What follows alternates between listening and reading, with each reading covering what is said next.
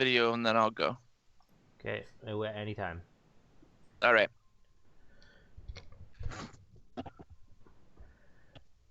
Good afternoon, everybody. This is about the labor, brought to you by VikingsTerritory.com. I am your host, Joe Johnson, owner of that site, PurplePTSD.com, PurpleTerritoryRadio.com, the upcoming UFTA.mn, and the DraftTeam.com. Yikes. I'm here with the brand spanking new editor of that network, spreading faster than COVID-19, Kirby O'Connor. How you doing, man? I'm good. I was out sick for most of last week after we recorded the podcast, and I'm feeling a lot better. So, pretty good. Not COVID, by the way, just so everybody's aware. Okay. Well, I lined up. It's gonna be awkward, but Deshaun is gonna be co-editor because we thought for sure you're gonna die. But there's always next time. Unfortunately for you, still here. I just want your Switch, to be honest. And the person fake laughing at my jokes, as always, is Deshaun Vaughn. I got a real one out of him that time. He is the managing editor of PurplePTSD.com and has been churning out some great articles this last week. I feel like we're the glue of this entire deal. How you doing, man? You feeling better about the Jefferson pick? Maybe I was reading we wrote kind of similar Jefferson fit, how he fits on the offense, like dueling articles. Yours was on PTSD, mine was on Vikings territory, and I liked yours. It probably got you less death threats than mine did. He has a fit for sure. Just with some of the things that he's able to do, and I think in the article, in a recent article I've put out, I think some people will be surprised at who I think takes over the role of the deep threat in the offense. Ooh. Do they have to go read it to know? Well, I think we'll discuss it here too. So we won't force them to read. Nobody likes reading. That's a good segue, as Mr. Justin Jefferson came out this week and essentially said, pull a Randy Moss. Oh, you guys are probably not old enough to remember that horrible KWB song. And said he essentially was going to make teams that passed on him pay. And a lot of people were on the internet kind of comparing him to Josh Rosen, who said something similar and who was on his third team at this point. But I think obviously Moss is the more apt comparison. I mean, I want your guys' take on that, and then as it ties into the fit on this offense, I do think that any sort of additional motivation a rookie, or especially a wide receiver, like receivers need a little bit of like narcissism because you have to work so hard, and it's, really me driven as a position more so than others on the field. And so having that chip on his shoulder, I think, is a good thing. But at the same time, I mean, I could see why he felt slighted a little bit. What was he, the fourth or fifth receiver taken at that point? I think he was the fifth receiver. Okay. So I take it as good news. I mean, maybe a little, one of the quotes that I saw on Twitter that stuck out to me was somebody essentially was saying a lot of guys say this before they actually, get to practicing even against NFL players and seeing kind of what the learning curve is. It's kind of hard to say that. It's like Leonard Fournette coming out and saying how after like his first practice that the NFL was a cakewalk and it wasn't as hard as everyone said it was. And that hasn't really necessarily worked out that great for him. But Deshaun, what were your thoughts on that? And if you want to tie it into your article about the fit that he has on this offense, or perhaps lack thereof. So I think the guys who were drafted ahead of him, like the first three were pretty obvious, and I think the one he's more upset about is probably Jalen Reagor to the Eagles being picked. I think like one or two picks ahead of him. So player, more that he just fits more systems well. I think everybody in NFL already kind of has that first down maker kind of guy. If you look at it, the Packers have Devontae Adams, the Lions have Marvin Jones, and then the Bears have Allen Robinson. So even within our division, everybody already has that, I work between the 12 and the 14, 15 yards guy on their team. So when teams just kind of get a chance to can be like a Tyreek Hill kind of player that can score from anywhere on the field, guy to be the big play guy in the offense. I, for one, am not necessarily for that title because in his career, last year he did catch like 113 balls and average like 13 yards a catch. And I feel like so he does have a big learning curve ahead of him to see if he can be the guy to, blow the top off of defense. But I think that's why he said he'll make it on him. And Kirby, are you picking up the Deshaun cutting out, or is that just on my end? No, that's coming to me too. Let's see if that clears up. It was doing this last time too.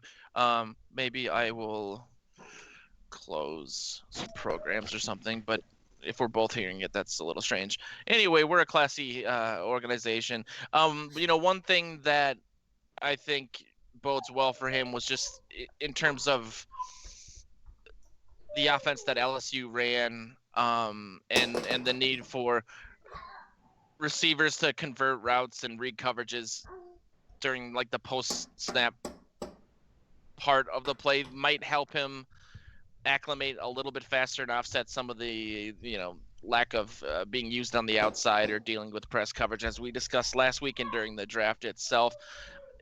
That I don't know. I'm trying to look for,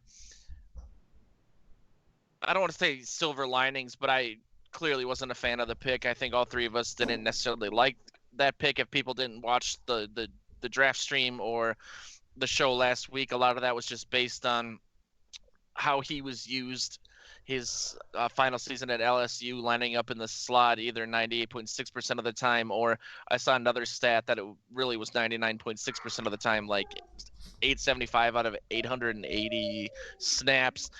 And the fact that Adam Thielen is arguably the best slot receiver in the NFL right now. A lot of people are saying, well, he only lined up in the slot 28.3% of the time in 2019, but that's a little more. It's disconcerting in that most of his deep balls and yardage came from the slot, so like 50% of it did. So that even though he only lined up 28% of the time, 50% of his overall production came from the slot. So I don't necessarily think that's a. Is that also taking into account the fact that they ran most of their plays out of two tight end with him on the outside? So, like, what I'm saying is, if they're running that two tight end set with him on the outside, it looks like he's not running out of the slot very much. But when you take into consideration that they passed with him out of the slot more than when they ran, that's what I'm saying. Yeah. Yes. I mean, it includes everything. I get what you mean. I also think there's a lot of misinformation or expectations in regards to the two tight end set and how that's going to impact the offense in 2020. It's not necessarily a thing. If you look at the stats from Kubiak's history, where he had two tight ends getting significant statistics or yardage or anything like that, they did line up that way a lot, but they still relied on the number one and the number two receiver tremendously, and the number one tight end. But the second tight end didn't catch a ton of balls anytime that he's really done that since the mid 90s. But throwing it to you, Kirby, and I'll throw out another quote that I saw to see if you want to talk about this or anything we just discussed with Jefferson. He came out this week and said, a lot of people say I'm only a slot receiver or a lot of those things, but a lot of people don't realize that I played my whole career on the side. I'm a diverse receiver who can go wherever on the field. I also found an interesting quote in writing about this specific topic, which was him making the team play, where he kind of at first seemed a little barky about the fact that he was being moved to the slot. He was being interviewed before last season, and then he also said it was kind of a relief because the coverage on the outside was a killer. And so I thought that was interesting. Maybe it's just me, confirmation bias, but yeah, I mean, what are your thoughts on him making the league pay his first year, especially on a quote unquote run first offense? I think it's good from a mental standpoint and just like a mentality standpoint. Um, it, it it it's nice to see a guy who's gonna come in with that fire, and instead of some people like I don't know, Laquan Treadwell, who, as much as he was a quote unquote professional his whole career, never really seemed like he was that fired up and like that ready to go. It just seemed like he was working and everything by catching balls on the jugs machine, but he never seemed to have that like that fire. Patterson either. He always smiled regardless of what was going on. It was like he fumbled, smiled, 100-yard kick return for a touchdown, smiled. Yeah, so it's nice to see. That's actually both of our first round picks. I'm excited about their mentality because Gladney is an absolute bulldog on defense, and he's really fiery, which can get him in trouble. But I think it'll be good to see that out of some of the young guys. But as far as his transition, I think he'll be okay. It's going to be, a lot of getting up to speed, and figuring out how to handle the coverage in the NFL, especially on the outside. Especially against guys who play really good press. But I think he'll do fine. I have concerns about it, at least in his first year, with the fact that there's not really going to be an off-season program because of the pandemic. But I think it might take him a little bit of time to get up to speed, and he might not make teams pay in his first year, but I think he can make the transition, but it's just a question of like how long is that going to take, and like we've said, how is that going to fit with using Adam Thielen effectively, and trying to balance both of them out of the slot. So I don't know. I think Osborne is I'm from scouting reports more of a slot guy than he was an outside guy. Yeah, I mean I think Osborne will see way more time as a returner than on the field as a receiver. Well, then you have like BB, you would think is more of a slot guy. That brings us to Deshaun's, who he thinks the deep threat is going to be. Let me guess, Irv Smith Jr. I want Irv Smith Jr. to be the deep threat. I love Irv. I think Thielen is still undoubtedly gonna be the deep threat. Well, for some reason I thought we were talking outside of Thielen. I'm being dumb. Oh, outside of Thielen. It's nobody. I guess Irv. Ezra Cleveland. Ezra Cleveland. He'll just run straight downfield. He'll report as eligible and then just run straight downfield. There's nothing he can't do. Yeah, I really don't know outside of Thielen, to be honest. BC. BC doesn't quite have. I don't think BC has that kind of athleticism. What I was thinking. Maybe Tajay Sharp. What was his? I'm a little more bullish on Tajay Sharp than I think most people are. I don't think that's really his forte, but I think he could be a really decent contribution to the offense. But Deshaun, who was the mystery receiver that you teed up for us? The mystery receiver was the man that you just mentioned, Mr. Tajay Sharp. Mr. Tajay Sharp. Yeah. So I went back and I watched some additional film on some of the guys we picked up on the offseason. And the one thing I kind of noticed is that Tajay Sharp has been kind of bogged down by poor quarterback play kind of his entire career. Like Marcus Mariota was kind of decent his first year that he came in. I think he was injured in 2017 or 2018. I don't think he played much. But if you watch Tajay Sharp, he consistently wins his battles against some of the top guys. I think in one season, he had successful games against Jalen Ramsey, Tre'Davious White. Who else was it? Casey Hayward from the Chargers.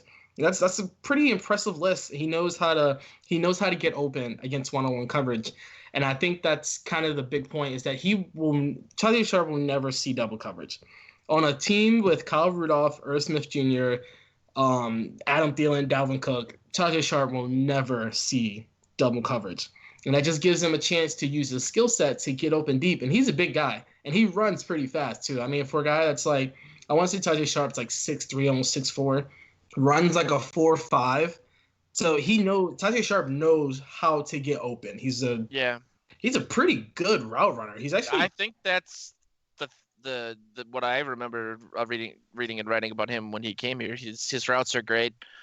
He gets to his top speed really quickly. Good hands. The anti-Diggs in that he is humble and wants to get better and works at it. Not to say that Diggs doesn't put a tremendous amount of work in, but it doesn't seem like the most humble guy at this point. So yeah, I completely agree with you, man. So yeah, I would say don't be surprised if you see Tajae Sharp kind of become the new deep guy for the Vikings as everyone else kind of works the middle. But also expecting a big jump from Irv Smith Jr., whose target share and target depth has dropped considerably since college. But I'm expecting Gary Kubiak to bring that back up for him. And he was one of your 5. He was one of my 5 breakout offensive players. Yeah, he was number 2 on my list. Simply because I think the Vikings didn't really know how to use him last year. And I want to say they try to use him the same way they tried to use Kyle Rudolph, and their skill sets are completely different. But I think Gary Kubiak he's always been great with utilizing his tight ends. Owen Daniels basically owes his career to Gary Kubiak. So I think he will learn how to, and I mean, Irv Smith is more on the faster side. He's not the biggest guy, even though he can run after the catch a little bit, but I think he's better served running routes. I remember I wrote an article last year comparing his route running to that of Travis Kelce, which is hard. It's very difficult to be a good route running tight end, because if you think about it, Zach Ertz is really good at route running. You have Darren Waller, who became really good at it. George Kittle, his routes are not great. He's just fantastic after the catch. And you have other guys like Jimmy Graham who's just big, and other guys that just kind of catch over people. Irv Smith can't do that because he's only 6'2". But he runs great routes, and I think he'll really be able to evolve his route tree. Also, within that article, his average target depth was less than C.J. Ham, the fullback, which is bad, really bad.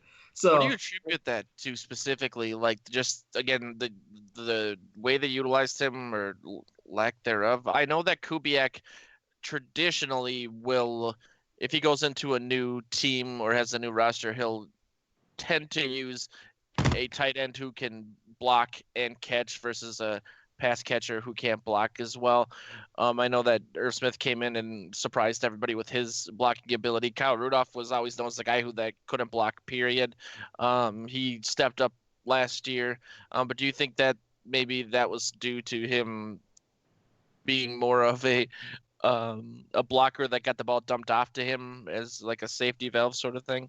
I think it could have been that way. And I mean, I think it's good that Kyle Rudolph finally bought in. I think Kyle Rudolph wasn't a great blocker because I guess he didn't really want to be.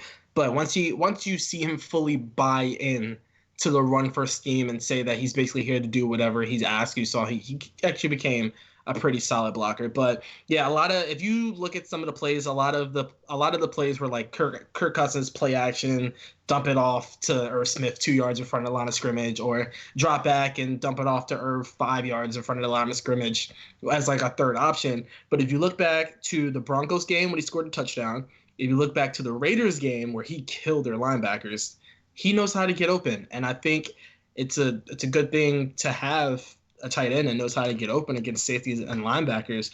But the only issue is that now we go from having 2 guys that know how to work a middle to 4 with Kyle Irv Smith, and we're still kind of lacking the deep speed, the 4-3, 4-2 guy. Even though Thielen is a pretty solid deep threat, I mean, he knows how to get open. He can catch over people. He's just kind of savvy in that way. Not necessarily a deep threat, but someone that can beat you deep. But I wouldn't really. I mean, I'm not sure because we've never asked him to be that deep guy because we had Diggs, but we'll see what. Yeah. And I wondered, and I'll throw this to you, Kirby. Do you think that, the more I thought about the draft, the more I thought there's no way that what you just said, this acclamation of all these short and intermediate, middle of the field type receivers was an accident or not by design, from Kubiak, and it might not seem like a typical Kubiakian offenses, at least as we remember his most recent time in Denver. But do you think that that's what the team might be looking to do? And if so, for what reason? I mean, there were a lot of receivers they could have taken in the second round. They could have gone the Mims route, or at least somebody who can stretch the field a little bit. It just seemed like they haven't done that. I'm sorry. Can you re-ask? Like shorten that question down. I missed part of it. I've also got a child running around. Yeah, I was just wondering with the amount of slot guys, short, intermediate guys that they've picked up. Do you think that is a sign for maybe a deviation in 2020, that's what they wanted to do, as opposed to that's how things ended up going in the draft or free agency? I think certainly it's obviously by design in the draft. Free agency is kind of hard to say because there's just not, there's not necessarily, they didn't necessarily have the flexibility to move around and grab the guys they wanted. They got Tajay Sharp at like a crazy discount for a veteran receiver. And anybody else that would be available, it would have costed them an arm and a leg. And there really wasn't anybody available. Although Antonio Brown is still out there, so maybe. Ooh. Just kidding. The dream is alive.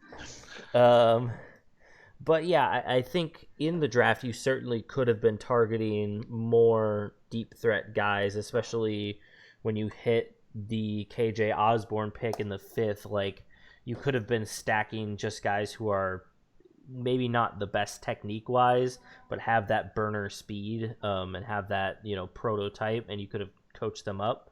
But I think it's really hard, I think, to fault them for getting guys who are supposedly going to be good at technique and the short and intermediate routes, because that's like your bread and butter, right? That's like how you get first downs.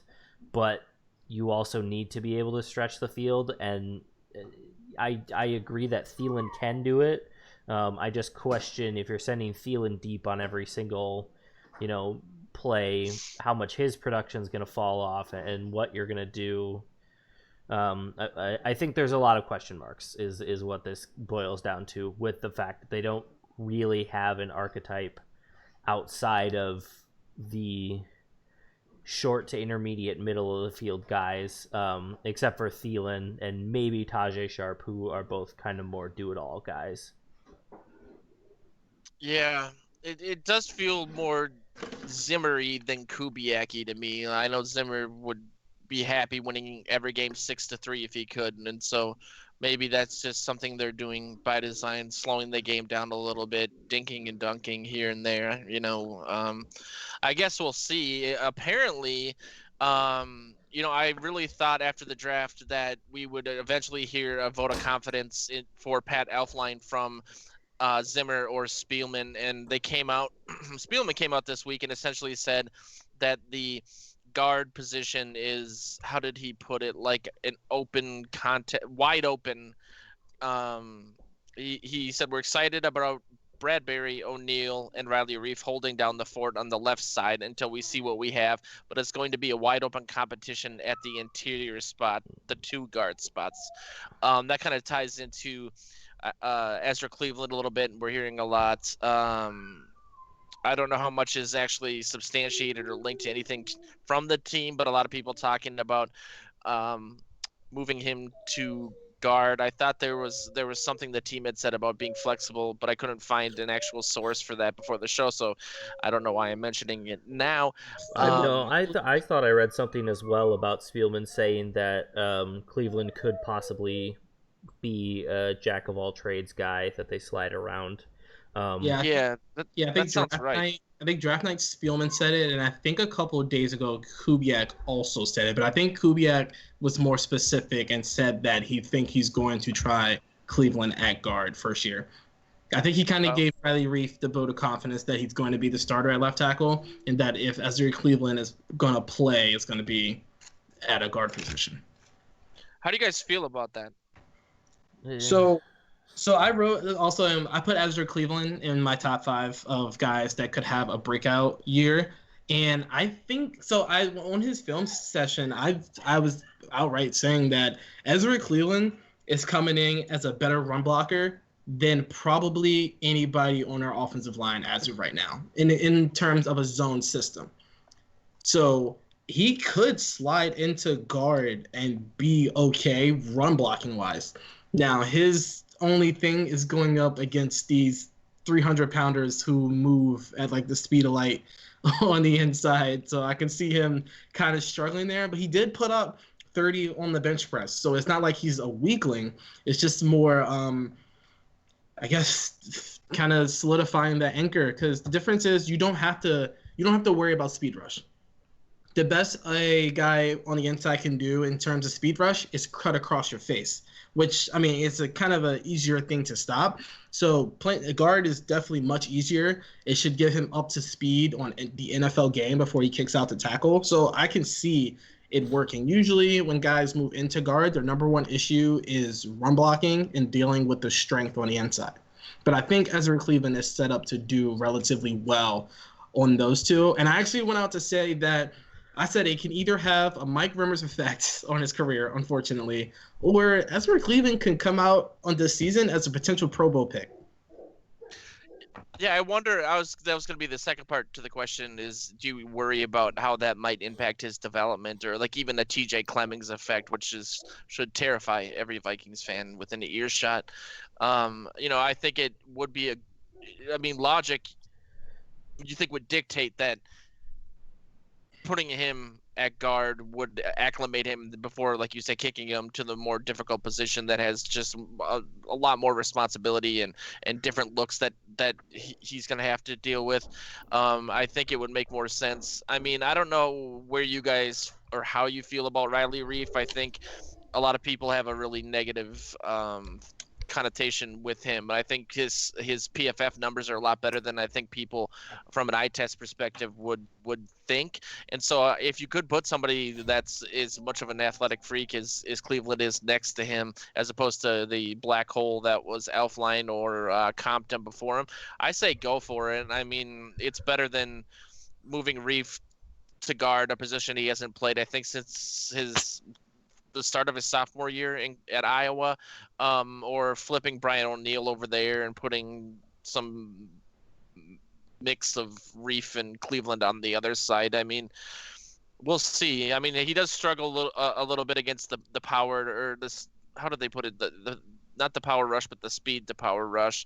And so it'd be interesting to see how he deals with DTs on the inside. But I mean, again, like you said, he's big. He's extremely athletic. If he can block in the run game anywhere near what he did in college, that I say go for it. Yeah, I don't think there's. I think there's no. I'm fine with Riley Reef personally. I'm in the camp that he's serviceable. Obviously, I would rather have someone who's better, but you can get by with him as long as you have a decent guard on that side, which Pat Elflein is not. It never has been. So I think moving Cleveland in as a young guy, I think he's definitely got the potential to grow at that position, and then also learn as an understudy to Riley Reef, because Riley Reef I think he's a very good like actual leader, and he knows his technique, and he knows how to and he'll be able to help like the young guy, but I don't think he's great at putting that into effect on the field. And like I said, if you put a decent guard next to him, I think he'll do a lot better than trying to get his guy, but also have the right corner of his eye open to look and see if Elfline's getting destroyed and if he needs to dive in front of Kirk Cousins to save him. So I think it's a really good move to move Cleveland to the inside while also teaching him the tackle position, because not only does it work for this year, getting hopefully a better guard, but it just gives you a really good option in the future to move him back to tackle and have that experience and up to speed on the NFL game while also learning his technique. Yeah, it creates something that we haven't had, or a word that we almost forgot because it's been so long, but depth. Moving him in, then you would have Udo, you would have Samia, Brett Jones, who I don't know why we don't hear his name more often, as bad as things have been. He's kind of a flex guy, I get that, but especially in 2018, he couldn't have been worse than what Tom Compton was doing. I can't imagine anyone would be. And then if they bring back Klein, something that I think his agent said anything was possible in that regard, you might have, again, depth, or at least not such an apocalyptic scenario should somebody get hurt and then you end up in the situation that we've been in. I traditionally, my frustration has been in regards to the Vikings continually shuffling guys around that haven't necessarily played guard, at least in the pros or ever, which was Remmer's case. And I felt, if they just invested a little bit more in the position via the draft, that could change things. But again, I think my outlook on the draft would be completely different if they did move Cleveland to guard and he was able to contribute that way. That's kind of a hindsighty thing, but that's just been my biggest frustration, is essentially the line is worse off right now than it was at the end of last year, because Klein is gone. He was at least statistically a good impact. It had a good impact on the offense.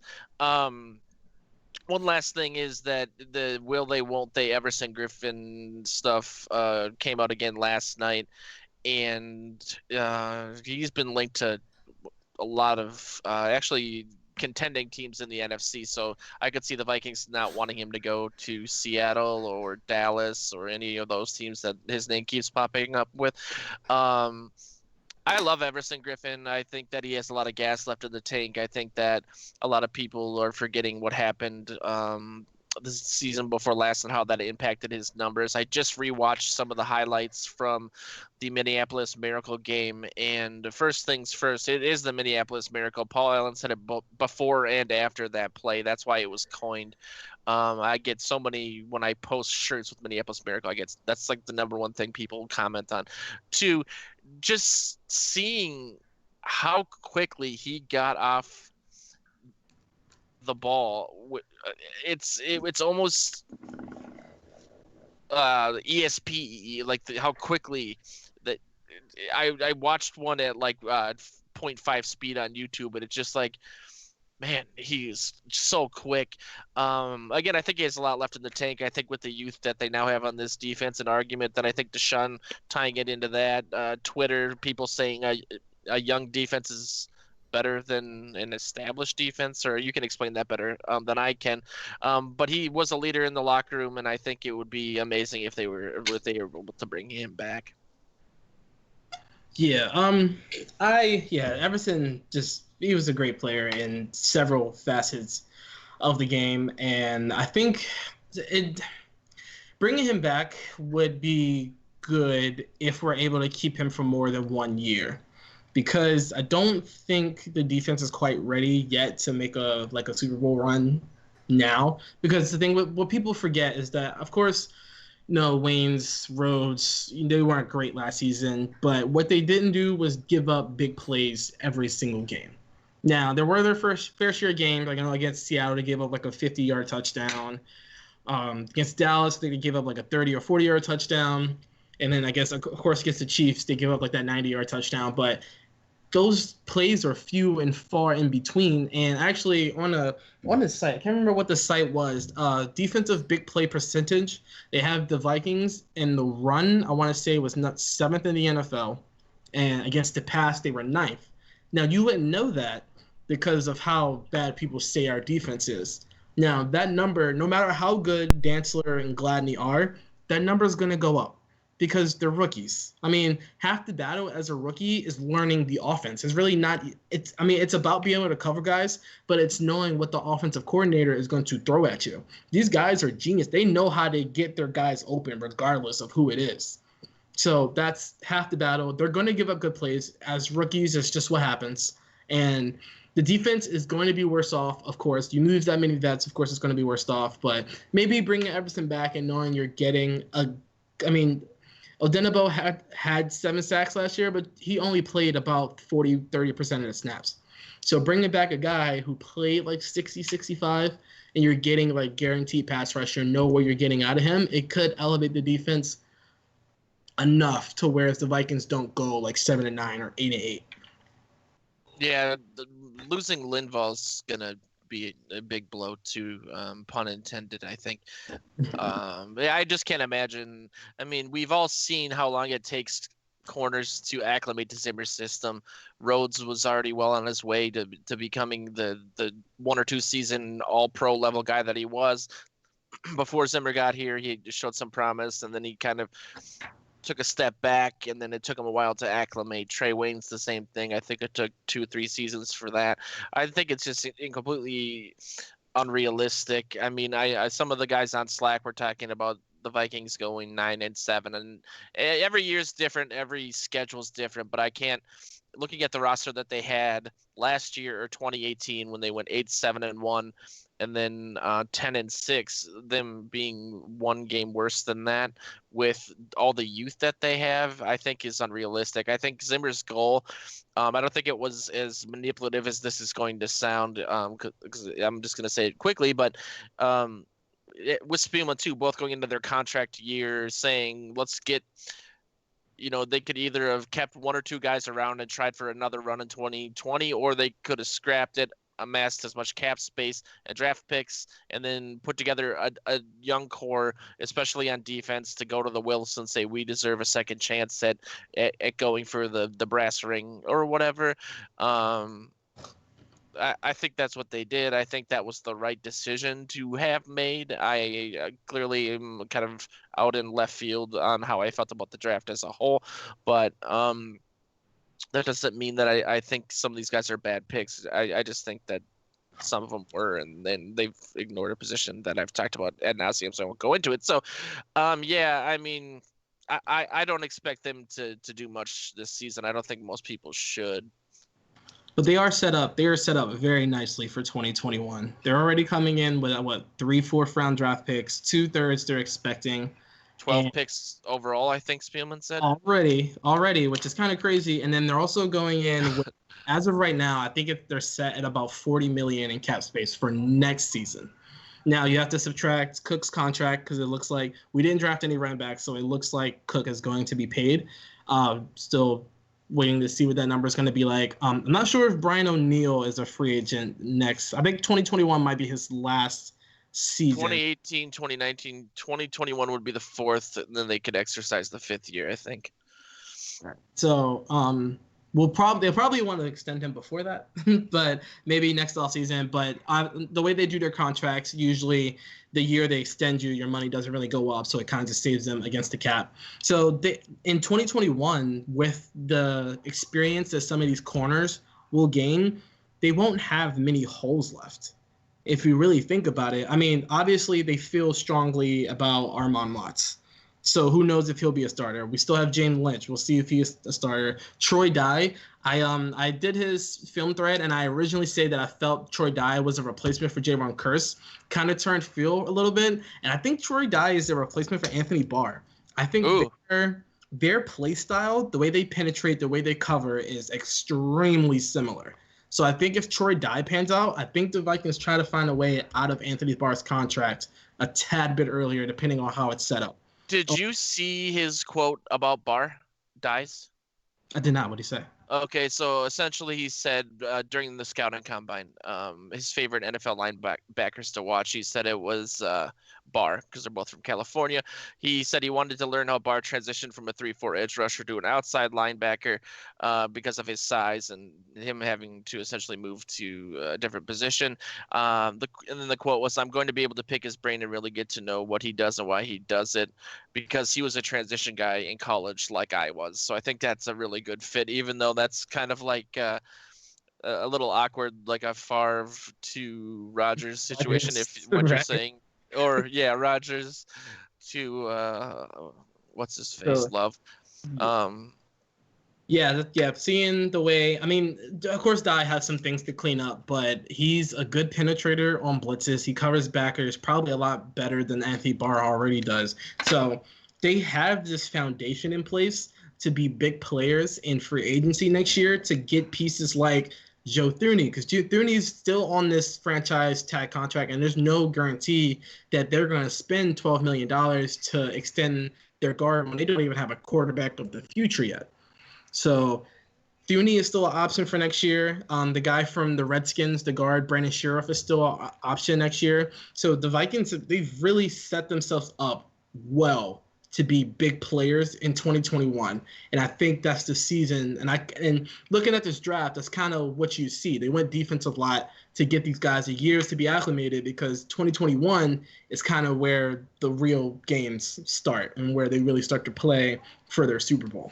I think Thuney went to this. Didn't he go to NC State like Bradbury? I think they didn't play next to each other, but that'd be a kind of a weird thing. I think that, I mean, I see what you're saying, but I think that assumes that there are these guys. I guess by that point we won't really know who's a bust and who isn't. So that's like, I was gonna say that it assumes a lot of these guys end up panning out. Right. But like, as we've seen, as much as I give, as much chagrin as I give to Spielman and Zimmer, they have had a tremendous run in regards to drafting or identifying, drafting, and developing defensive talent. I mean, it's been astounding, especially early in the draft. Their hit rate is insane. I mean, outside of like Sharif Floyd, which was just a freak medical injury, I mean, the pick after pick has worked out on some level. There haven't been a lot of big busts that they've taken, if any, that I can think of on defense, really, in the first or second round. And so there's that. They owe Andre Patterson a raise. I'm just gonna put that out there.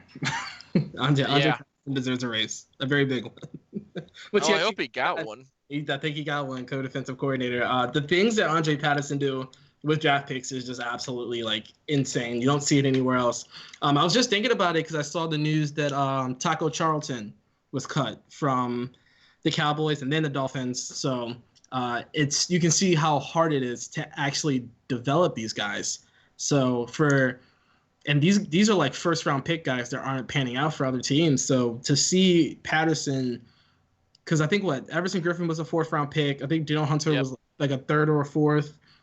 Brian Robinson, was he early? I'm not entirely sure if he was. I don't think so. He was either a 7th rounder or undrafted. And Odenabo, I think, was the 7th rounder. Wedley was the 7th rounder. I think we are like spoiled by Andre Patterson. That the job that he does with defensive linemen is just absolutely insane. Like insane. The fact that somebody doesn't want to make him their defensive coordinator has boggled my mind, because he is just like, we might be witnessing one of the I don't want to go too far, but we might be witnessing one of the greatest defensive line, coaches when it comes to developing talent in a long time. Like I'm probably gonna do research on this, and maybe I might even make an article out of it, but his track record has to be up there with some of the greats. It just has to be. There's no way. It's surprising, like you said, though, that with the success this defense has had, that we've seen more guys on the offense of the ball from a coaching or a coordinating perspective get offers or take offers than on the defensive side of the ball. And I wonder if that's because these guys have been together for a decent, well, not that long. I mean, it's not like Zimmer's been a head coach forever, but maybe they just have that loyalty to one another, or Zimmer drives by their house at night with his lights off, just creeps everybody out. But you think it would be the other way around, not Stefanski getting a head coaching job, but the younger Zimmer, or George Edwards or Patterson, like you're saying. Yeah. It's who knows what goes into the decision of making some of these guys coaches, because there was a couple head scratchers this year. Stefanski was a tad bit of a head scratcher. I mean, I Yeah, kind big of get time. it. They wanted to pair him with Baker Mayfield instead of a defensive coach, so I kind of get it. Yeah. Edwards, I think, where did Edwards end up in Dallas, or where did he? Yeah, he's Yeah, in Dallas. yeah, but Edwards is great, so I understand that one. Edwards has been very good here, so that one I understand. Joe Judge to the Giants was kind of like a weird one. I didn't understand that one much.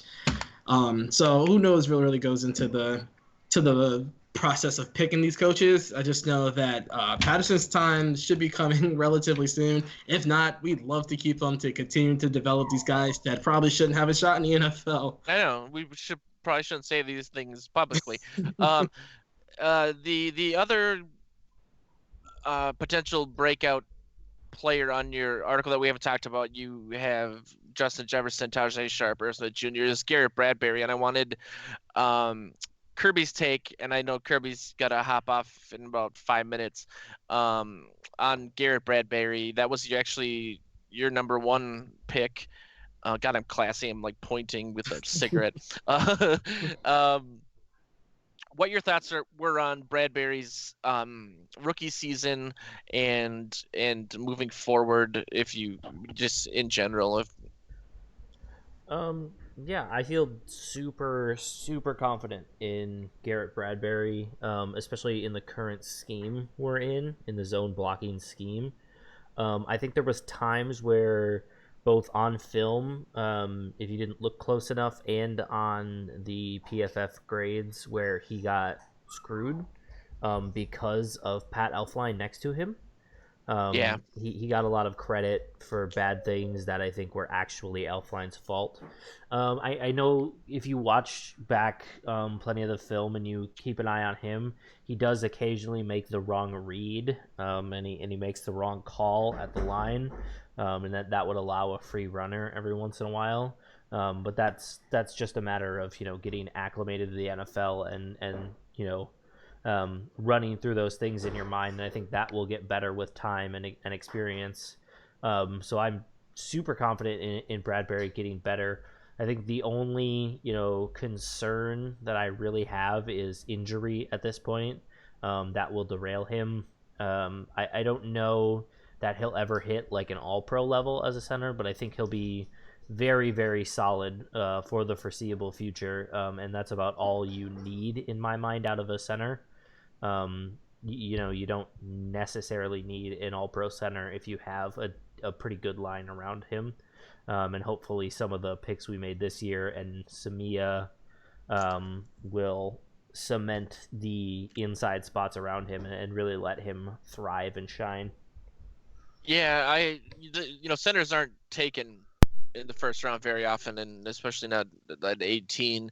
A lot of the ones that have been since the year 2000 have turned out to be really, really good Hall of Fame type players. That doesn't mean anything really, but it should tell you how high the Vikings were on him, and perhaps the ability to move Elflein to guard and improve two positions at once, which clearly worked out great. Sami was another. Speaking of head scratchers, I guess he was more project-y than I had read or thought he was going to be. I always thought that he would fill in for Klein after 7-8 games, coming off of playing for the best line in college and at Oklahoma.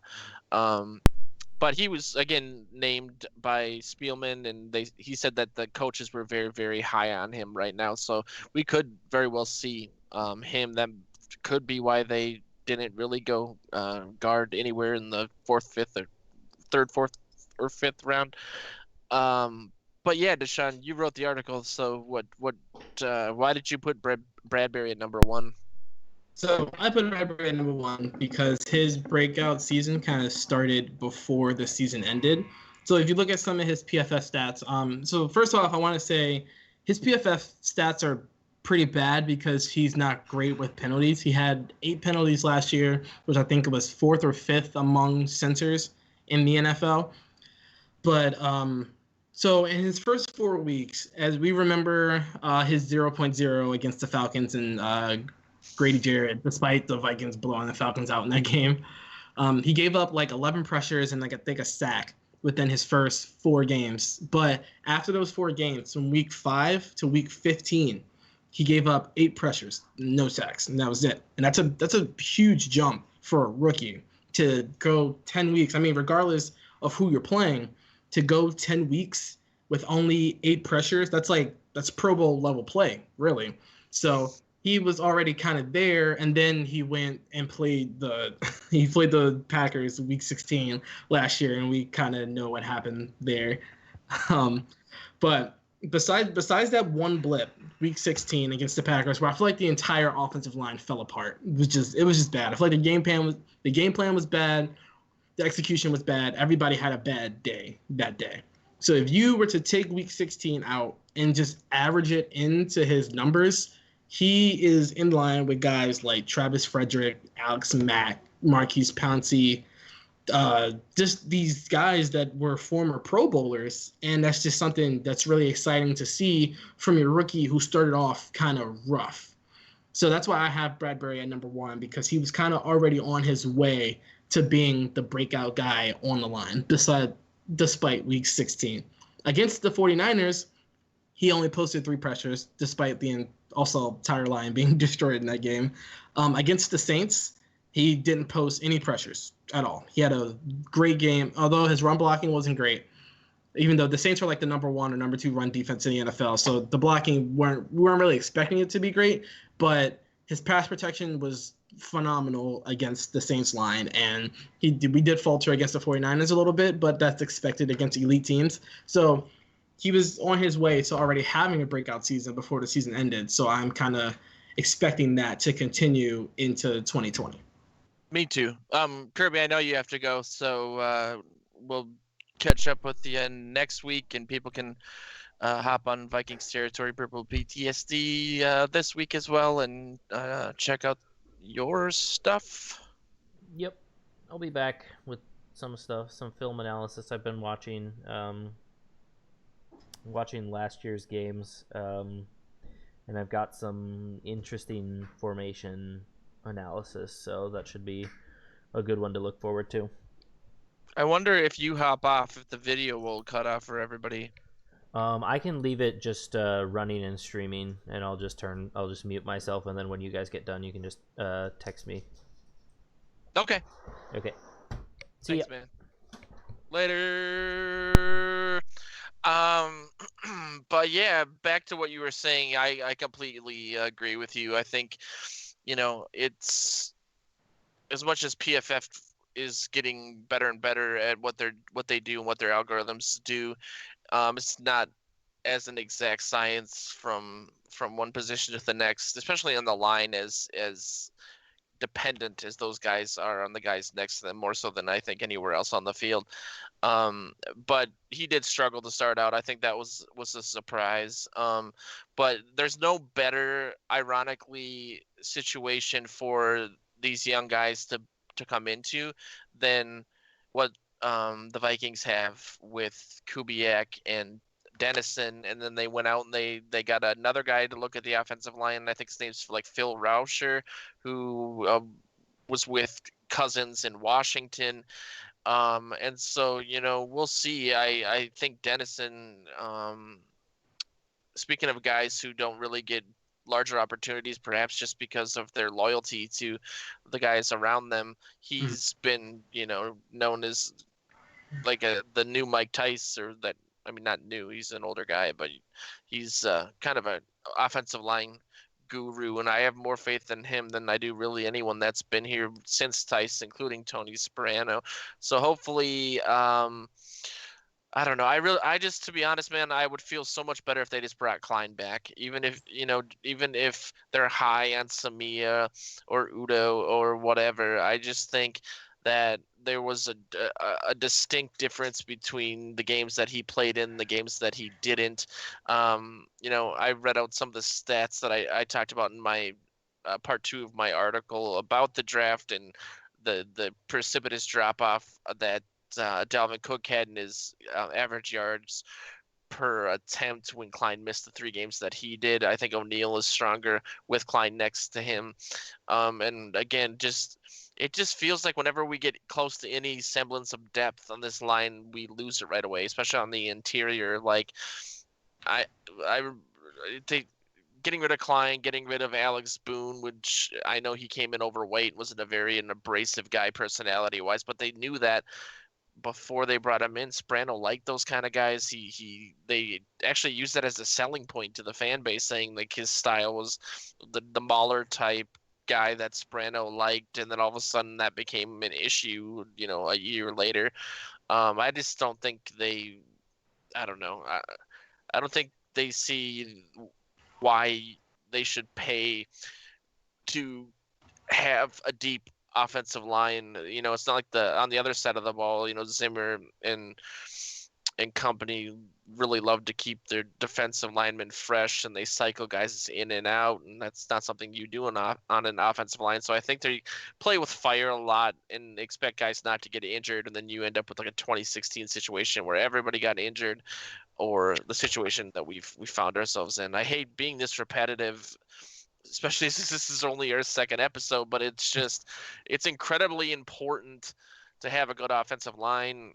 We've seen what Cousins can do when he has time, and I think that they're not necessarily in the position right now where things are hopeless by any means. Bring Klein back, move Cleveland to guard, or see what Samia can do or Udo can do or whatever. I mean, I think that would be better than what they had last year, just because the way that Elfline played. But again, I just would feel a lot better if Klein was here. Love you, Josh. Call me. What else did we? Oh yeah, so I know Kirby hated the Nate Stanley pick. I wanted to tease him a little bit, as if I never have bad takes. Apparently they drafted him because there were like 3 other teams that were interested in him, and I don't know if you, in looking at the 2nd half of the draft, if you looked into his career at all at Iowa. I am always, as you will discover, going to bring up the Big Ten at least once an episode, and I'm always just extremely biased towards Big Ten players. I like the Big Ten. I like how they do things. I think they run a more pro style type of offense with the offensive line. The SEC does too, but just bigger, beefier offensive linemen. I like the academic standards that they have. I think that ingrains a work ethic in some of these guys, not just the ones that aren't cheating anyway. And so I like that pick. I mean, it's a 7th round pick. It's not the end of the world. We knew that at some point Spielman was going to take a flyer on a developmental quarterback. That's what he does. And I guess he has a pretty big arm from what I understand. Yeah, I haven't had a chance to break down his play though, so I guess I'm kind of biased when I had other guys like Anthony Gordon, who I did look at, and Cole McDonald, who I also looked at. So I haven't had a chance, but I did see that he never reached 60% completion with passes. And I think I've seen that on Twitter. Not entirely sure if it's true, but I think I looked it up, and I think it is true. He never reached 60%, which is kind of like the universal number for like a viable quarterback. You always want to at least be above 60. I think whenever you get down to like 61 or 62, that's like Josh Allen range, and that's just not where you want to be in terms of your completion percentage. Like 65 is kind of like the cutoff between good and bad. So of course he has. I'm not sure what his team was like, who his receivers were, if his O-line was good. I know he played with Tristan Wirfs, so O-line must have been relatively solid. So I'll have to go and see whether it was and they had those 2 super dope tight ends too last year, right? They did. Yeah, they had Fant and Hawkinson, right? Yeah, so you would think that would trend towards or lend itself rather to more a higher completion percentage. Right. So you could be right. I mean, the only game I really saw him play was when they beat the Gophers last year, and it pissed me off. That's something we haven't talked about though. I think well, I'm looking at it now. He was 14 to 23 for 173 and 2 touchdowns in that game. But what did you think of Tyler Johnson? And he seems like a very prototypical possession guy, right? Like he doesn't have a lot of speed, but he does make big plays from a physicality standpoint. Um, Relatively good at yards after the catch. He I'm not saying he's on the same level as Justin Jefferson, but it just seems like if they're going to have these guys that are going to be clogging up the middle and not necessarily stretching the field, why not go take that guy? At least instead of a guy like Osborne. So I just looked this up for Stanley. So apparently his adjusted completion percentage is 69%, but his Oh, actual completion percentage never hits 60. So what is what does that mean? for adjusted, I believe they Like take drop out balls or yeah, like throwing drops, the ball away? yeah, drops, throwing the ball away, and spikes, which is crazy that would account for an entire Yeah, 10% of his. So maybe his receivers weren't great and they were dropping a lot of passes, or he was throwing a lot of passes away, maybe. But 10% is a lot, like a lot, a lot. But I have to. or they're just spiking the ball all the time. It's like Yeah, the new Wildcat, the just victory destroying. formation in the first quarter, dude. You got to do it, even though that's not really spiking the ball. You get what I mean? Uh, um, we didn't. Well, we talked about Troy Dye.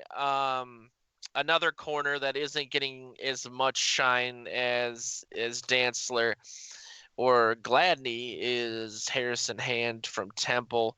Um, Vikings.com gave that pick a B minus.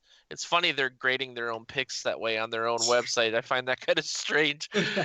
Um, Troy Dye got an A from whoever wrote this article. That probably doesn't work there anymore. But Harrison Hand, B minus pick, and then the next one was KJ Osborne out of Miami, which we kind of talked about. We can get into that a little bit more as well. But what was your take on Hand? It's sad that I don't really have one. I didn't watch him much either, but um, I've seen some people saying that they might switch him over to safety, but I haven't watched enough of his game to really know per se of what he brings to the table. I just know I think he's a bigger corner and he ran like a That's 4.5, Yep. and that's all. He's got the length. Every day I was talking about Zimmer's prototypical guys, and it's a length thing. Right. And I don't think what is Gladney like 5'10". Yeah, Um, but I think Dan, someone say he has like really long arms for a 5'10" guy. yeah, like Black Panther. There's that scene in Endgame where spoiler alert, comes through the portal at the end. Next time you guys watch that, before the big fight when Captain America's shield is broken in half, Yeah, the first person that walks through is Black Panther, and then Shuri, and then that the lady, his head bodyguard. His arms, probably because of the claw prosthetics, seriously are like down past his knees. It's insane. It'll ruin the entire movie for it. It's like that guy in Family Guy that can tickle people in the bottom of the well. Yeah, Zimmer likes, obviously. We knew he was going to go hard with corners. I think I was a little surprised with 3 corners and 2 safeties, more so the safety situation, just because they have franchised, even though the last time I checked, he hadn't signed the franchise tender in Anthony Harris. And obviously, Harrison Smith is still doing his thing. But KJ Osborne, though, I think, I don't know, considering the value you could have still gotten with other players or with interior linemen at 176, if he primarily ends up returning punts or kicks, that's a little disappointing to me. Amir Abdullah just got re-signed. He's relatively good at that. I mean, there is a huge void that was lost when Cheryl's left. I think people took him for granted. He's probably the best punt returner this team's ever had for a team that's predicated on field position and whatnot. Him always turning nothing into something, 10 yards here, where other guys would have maybe, fair caught this. Maybe that's what Osborne can do. It looks like he was relatively good at it in college. Yeah, I think I did watch a little bit of Osborne. I don't think he's as much as a slot guy as I was led out to believe at first. He did play a fair amount on the outside in college, so I think he's capable of doing that. He was a slot guy at Buffalo, and then he played on the outside at Miami, which you think would lend itself, since it's a bigger program, to him being more of an outside guy. Right. But a lot of the stuff I read said that Buffalo had it right more so than Miami did. He's not that big either. I think he's like 5'10". But I think the one thing that was missing, he did run like a 4.48, I believe, but you didn't really see the breakaway speed on his punt returns. A lot of his punt returns, he was caught on a lot of them. He would come out, he would gain a pretty solid amount, 25, 30 yards here, which is basically flips field position. But he might not have the home run speed to be the kick return guy, really. But, it is what he's being brought in to do. I can honestly see Amir Abdullah not making it through camp because we already have three rushers on the team that we like. But Amir Abdullah was also really good as a gunner on punt return and tackling on kick return. So unless KJ can do that too, I can see them being reluctant to let go of Amir because he was almost a Pro Bowler as a special teams guy. So we'll see, and that's really hard to replace. Special teams is not something you want to be bad at because it can flip a game so fast, and it's just not. It's a bad way to lose to like a kickoff return or a punt return. Big time. Do you look into Blake Brandel from Oregon State at all? That was a D+ according to Osborne. Was a C+. Brandel was a D+ according to Vikings.com. Again, these aren't my ratings. Surprisingly, since people know how I feel. My whole thing about, and I keep bringing the line back up, but since he's a tackle, I'll talk about it, is that, as we talked about earlier, there have been guys taken later in the draft on the defensive side of the ball that the Vikings have gotten a lot more value out of than they have taking. There was a 5-year period from 2012 until Pat Elflein where the Vikings didn't take an offensive lineman before the 4th round of the draft. Then Elflein was a 3rd. Then the next year, Brian O'Neill was the 2nd. Garrett Bradbury was the first round pick they used on the position since Matt Khalil, which I think, as the biggest pick in team history, franchise history, maybe stung Spielman a little bit. The 4th overall pick could have been higher, if not for Joe Webb. But we've just seen guys like, David Yankee and others that were taken in the 6th or 7th round that maybe made the practice squad for a year. Willie Beavers was, even though he was a 4th rounder, was on the practice squad for a year. So again, their ability to identify offensive line talent late, or at least develop it, has been bad.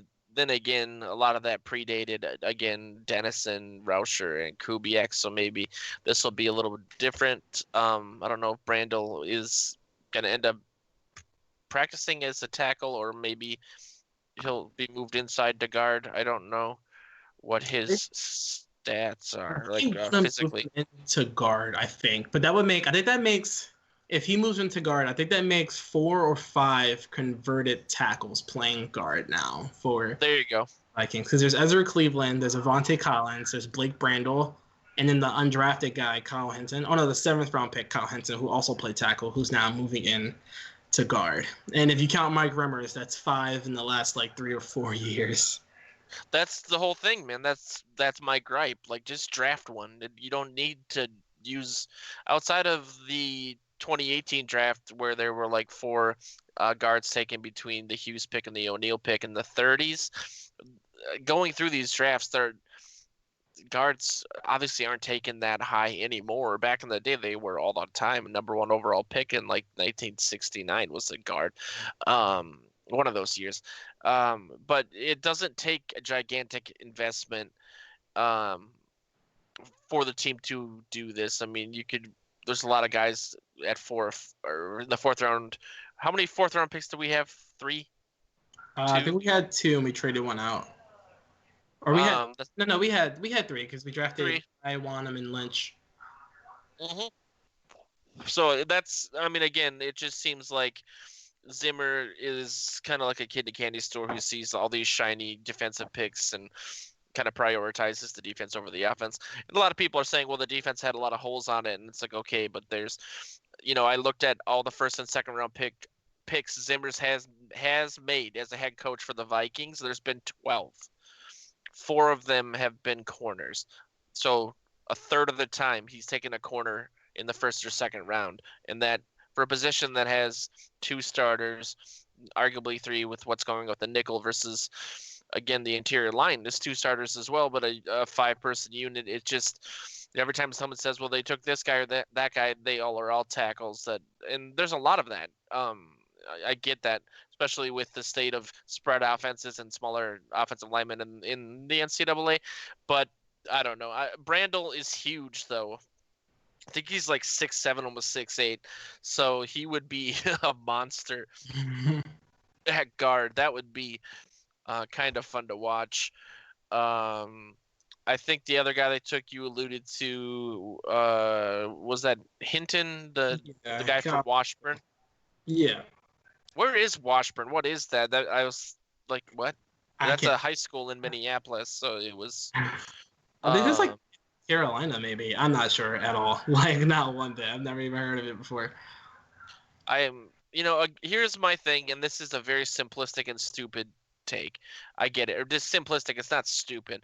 But, Spielman and his family, his brother, are connected to Ohio State. His son played at Nebraska, where you are adjacent to Wisconsin, which is essentially the Penn State of offensive linemen. Multiple years in the last 4 years, all 5 of their linemen have been drafted relatively early in the draft, before the 4th round. They just churn out these amazing linemen, and maybe those guys aren't conducive with what the Vikings are trying to do from an athleticism standpoint, or maybe that's the stigma. I know they would rather have athleticism and speed, I guess, than just size and strength. But that having been said, it's just that's the Big Ten's biggest jam is offensive linemen. That's what they're known for, and it just seems to me to be frustrating that even apparently had the Vikings been able to move up to 14 in the draft, they wouldn't have taken a guy like Tristan Wirfs from Iowa. They would have just taken Jefferson 8 picks earlier than they ended up doing, assuming that's true. So yeah.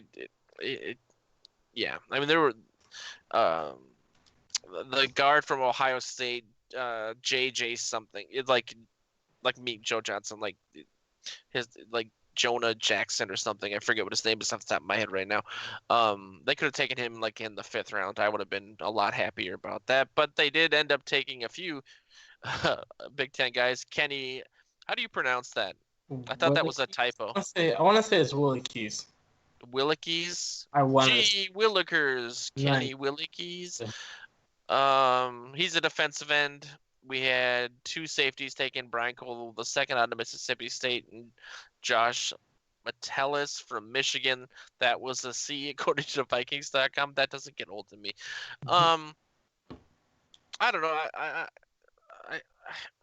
it's a little surprising to see some of these grades from the team itself when this has been hailed as this amazing draft. I think for the while, GPA-wise, across all the major sites nationally, the Vikings had the best GPA until there was some recalculation, and then Dallas leapfrogged them.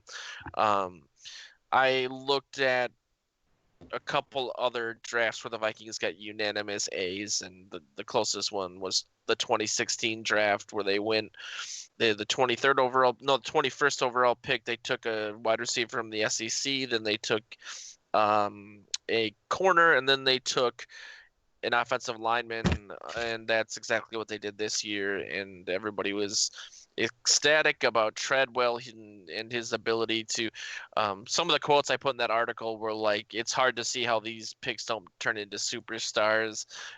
Treadwell isn't a burner, but he's pro ready, and there's a lot of the buzzwords that they always use, but are also using towards Jefferson. And so I don't know. I see some sort of cognitive dissonance between people who weren't sold on the Jefferson pick, and in these later round picks, they were kind of meh. And where this is this hailed A+ draft, because you would think to get to an A+, most of these picks would have to be A's or A+s themselves. But I don't know. I'm tired. I don't want to keep crapping on the draft because it's bringing me nothing but negative energy online. But I mean, that's kind of part of it. I'm just speaking my mind, I guess. I wouldn't give it an F or anything. I was saying that for effect the night of the draft on Twitter, just to piss people off. Again, I'm a professional, but I would, I don't know, man. Like you said, next year they got what, maybe 12 picks. That's 39 picks in 3 years. That's astounding. Then again, you have drafts like last year. I mean, most of these 7th round picks aren't going to pan out for any team, but it just seems to me when Spielman trades down to amass 7th round picks, and the vast majority of them don't end up making the team, it almost would just be better to use the original pick that they had. I don't know. I'm not a big fan of his consistent need to trade down to mass picks that don't end up turning into anything outside of Oli Udo, of course. Rant over. That was the least fired up ever. You can tell I'm just exhausted. I don't know. I don't know what to think, man. I don't know what to think about the team.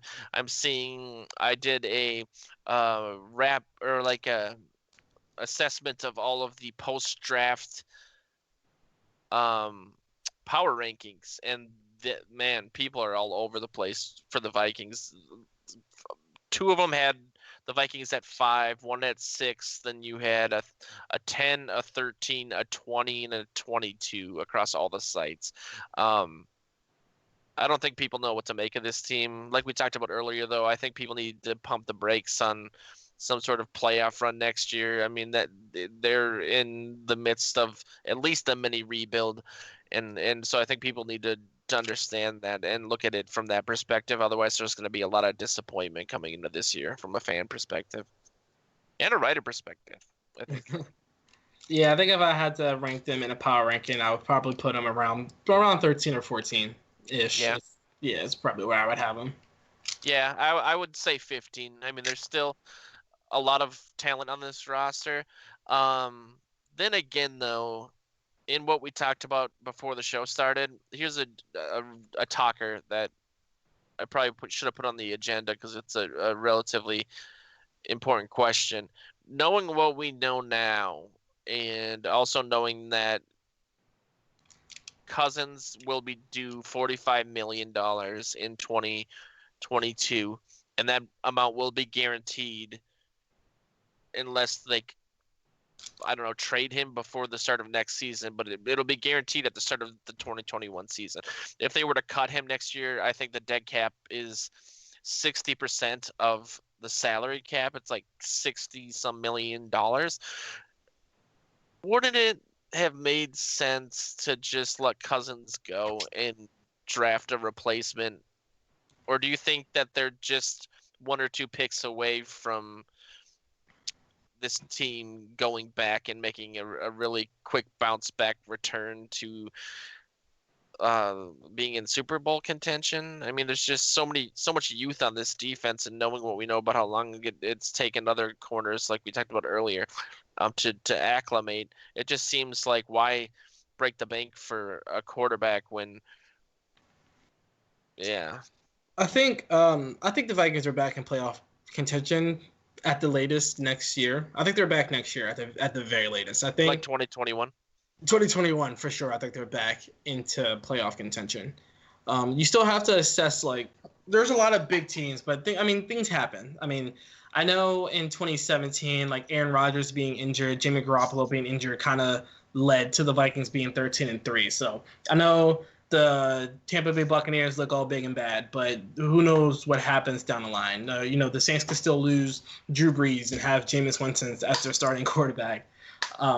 So you never know what happens, but I don't think the team is that far away from being in Super Bowl contention. I think we're honestly one good line away from being really good. Like if we can solidify the offensive line for them to be really good, I think we're automatically a playoff team. Super Bowl contention, of course, you're going to need the defense. You think that? I Yeah. mean, obviously you just said it, but I mean, just the amount of rookies playing corner to me just. Maybe I'm looking at all of this through the lens of the Hall of Fame game of Trey Waynes getting all those pass interference penalties and extrapolating that out against, two or three new guys. Mike Hughes kind of being a hit or miss guy thus far in his career for obvious reasons. It just feels like. So when the Vikings are rolling, when their offensive line is playing good and they're rolling, this team, offensively at least, they're pretty hard to stop. Dalvin Cook can kill just about any team if he has the blocking. And that's what we're missing. We're missing consistent blocking against good teams. Now, the defense is going to be slightly worse, but we still have Eric Kendrick, Anthony Barr, Anthony Harris, Harrison Smith. Like we still have Danielle Hunter and all these guys. So our defense isn't going to be like bottom 20 or bottom 15 or anything like that. So I'm thinking with the pieces that you have in place, if you look over at the Chiefs defense, the Chiefs kind of did the same thing. They have Tyrann Matthews. They had who they have? They had Kendall Fuller, Chris Jones. They had this handful of guys who can make stops every once in a while, get the team and get the ball back for the offense. Of course, we don't have Patrick Mahomes, but Kirk Cousins is beyond serviceable. Kirk Cousins is on the brink of he's always been on the brink of either being a really good quarterback or an all-star quarterback. And he's good enough to score when given the time to be able to do that. And when you have guys like Adam Thielen is basically uncoverable. And I think we forget that because he was injured all last year, that he is really hard to cover. And then we have Justin Jefferson, and we still have Dalvin Cook, and we have all these weapons. I do think we are one good offensive line away from being a playoff team. As far as Super Bowl, we're going to need the defense to come back and get acclimated a little bit, but I don't think it's far-fetched to say that the Vikings can be in Super Bowl contention as early as 2021. The funny thing about the Mahomes comparison is there was that Ian Rappaport tweet from last year during that 5 or 6 game span where Cousin was just playing lights out. His numbers were identical to Mahomes' numbers in 2018 when he won the MVP, like identical. It was very strange. People don't realize that Cousins is capable. I think what people don't realize is that Cousins is fully capable of being. Now, he might not ever throw 50 touchdowns. That is absolutely insane. Even Mahomes probably won't do that more than once.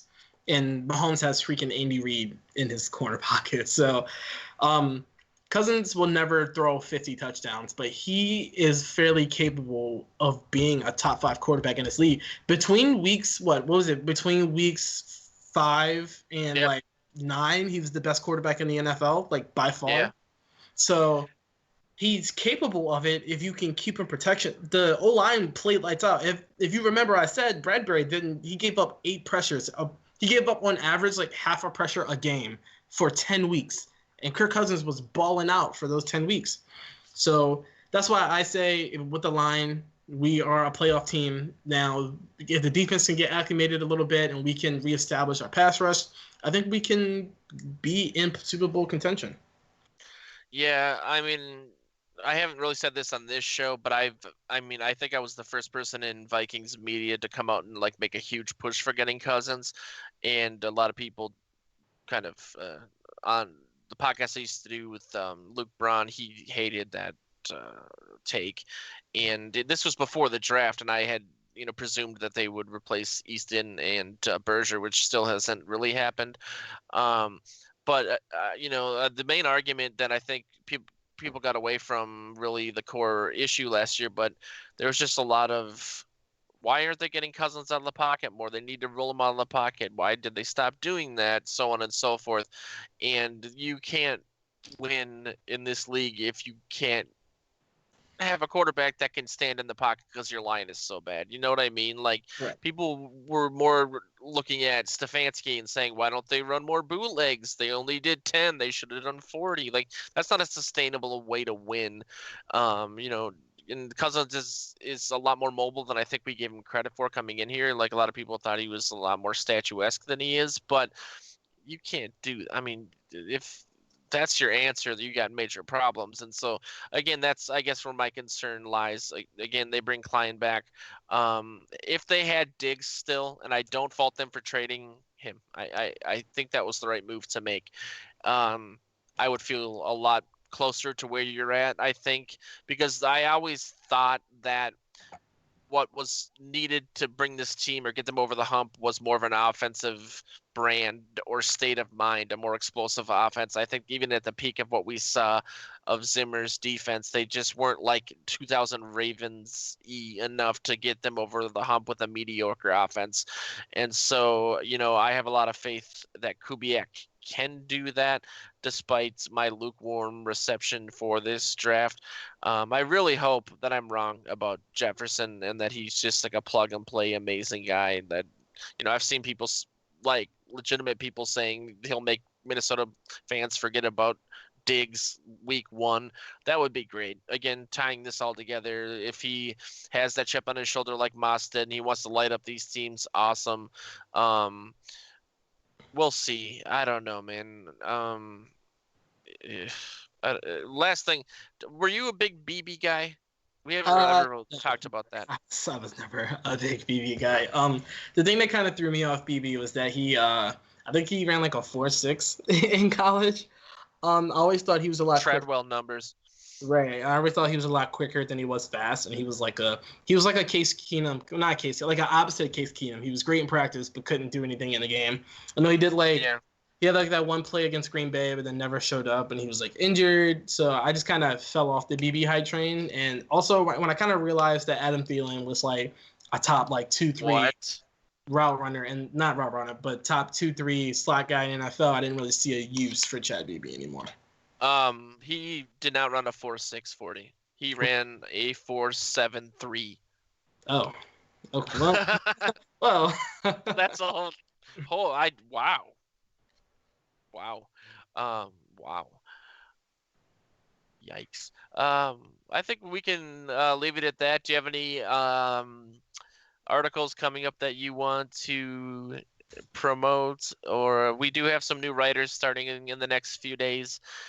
We are looking for off-season help from a writing perspective. I will be posting an article today. If you want to check that out, you can submit a writing sample either to me or to Kirby or Deshaun.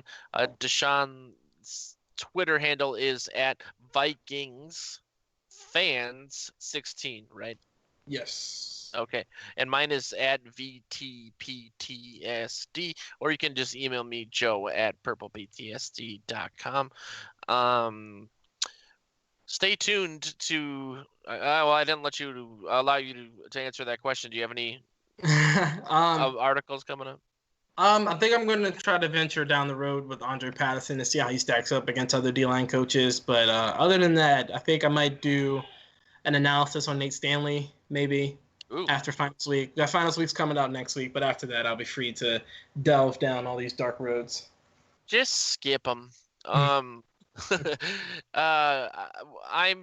doing a lot of highlighting of our new community and our new Minnesota sports podcast only website, purpleterritoryradio.com. There's over 30 Minnesota sports podcasts on there, including Gleaming in the Geek, Climbing the Pocket, this show, Morning Joe's, Load the Box, so on and so forth. If you're looking for new podcasts or YouTube shows, you can go there and see new episodes every single day. Beyond that, what we're building in regards to our community internally is going to be extrapolated out, I think, on a lot wider basis. I don't want to give too much away, but we're on the precipice of rolling out a new website and app that we hope will kind of bring a new angle to the game in regards to how people read, listen, watch, talk, and even like go to games and share things online, and we're very excited for that. That should be ready to go in the coming months. I can tell you the name because I already have it. It's UFTA. UFTA.mn is the site, even though there's nothing there right now. So check that out. But all the features are live on both Vikings territory and Purple PTSD. We have user groups, message boards, live chat, an internal Twitter-like system with hashtags and video and Instagram integration abilities where you can add followers, friends, DM people. It's pretty crazy. So hopefully people will register and want to join our message board, especially that's what we're looking to grow right now. I have over 1,000 people that have registered in the last about 3.5 weeks. So join the party. It's like an 8th grade dance right now. There's a lot of people, but nobody's participating. So hopefully people will start chatting so I can stop using that analogy. But this has been about the labor for the 4th of May. Hope everyone's staying safe out there, and we will catch up with you guys next week. SKOL. Yeah, come on. You can do it. All right, man, we should hop off so the video stops. Okay, cool. I have the. All right. All right, thanks, man.